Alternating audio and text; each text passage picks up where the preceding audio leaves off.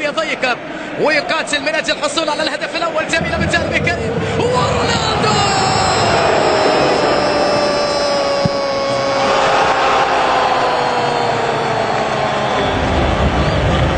لقطة جميلة يا ريال،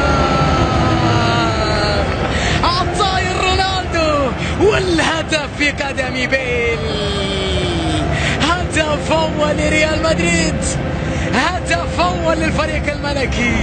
نعم، كرة على الطائر من كريستيانو، دفاع خلصها، بيل انتظرها. ريال مدريد الهدف الأول، ريال مدريد يسجل هدف يريح الكثير من الأعصاب. على الطائر من جانب كريستيانو، الدفاع خلصها، بيل عادتنا بالقدم اليمنى، وهدف أول للويلزي، هدف أول لريال مدريد. جميلة من جانب كريستيانو، أرادها على الطائر ولقطة كانت ممتعة من رونالدو، دفاع تدخل، بيل خلص الكرة على الطائر من رونالدو، والهدف بقدم جاريث بيل، وريال مدريد يتقدم بالهدف الأول في المباراة.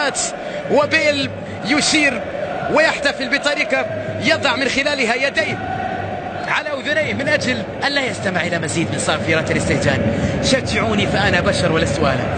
طبعا جاريث بيل لقطة واضحة جدا أنه مضغوط، أنه تحت ضغط رهيب. جاريث بيل يأتي من باتجاه كارفاخال سريعة لريال مدريد، تحضير كرة باتجاه رونالدو،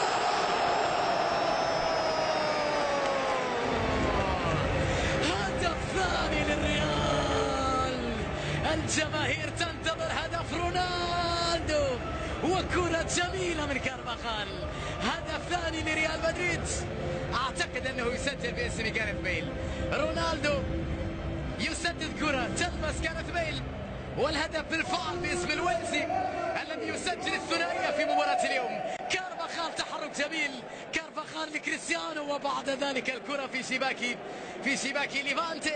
2-0 لريال مدريد. حسبوها في شوط واحد، خلصوها في شوط واحد على ما يبدو أنه خلصوا على ليفانتي في شوط واحد.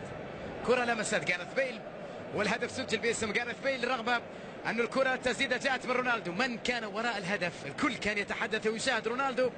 طبعا مجهود كبير ولمسة رائعة من جانب كارفاخال وتسديدة رونالدو ولمسة بيل، لكن